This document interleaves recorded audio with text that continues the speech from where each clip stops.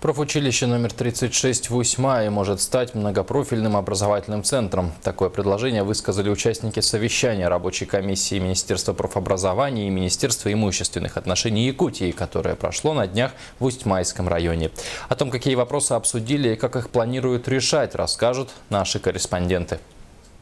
На днях в районном центре поселка Усьмая прошло совещание с участием рабочей комиссии с Министерства профессионального технического образования Республики Саха-Якутия и Министерства имущественных и земельных отношений, на котором обсуждался вопрос по передаче государственного имущества профессионального училища номер 36, закрепленного за горно-геологическим техникумом. В ходе совещания поступило предложение о создании в нем многопрофильного образовательного центра. Этот вопрос сейчас отрабатывается. Мы изучаем опыт наших коллег из Республики Татарстан, из Черепчинского улуса. И в дальнейшем, в планах администрации района, как учредителя образовательных учреждений, создание вот такого центра. Мы сегодня просили рассмотреть вопрос о передаче имущества, учебно-дидактических материалов, станков, техники, мебели для функционирования вот этого нового образовательного центра.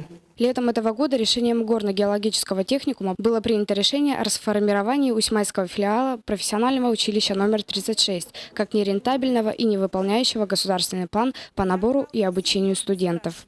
Мы, конечно, ходатайствовали от имени главы района Юрия Николаевича Боярского о сохранении учреждения. К сожалению,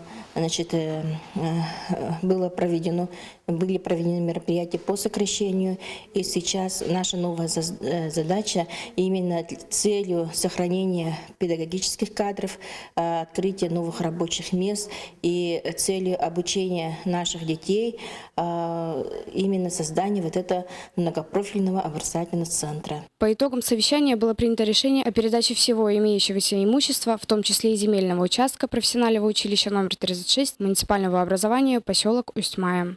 Анастасия Выборка, Владимир Таюрский, НВК Саха, Усть-Майский улус.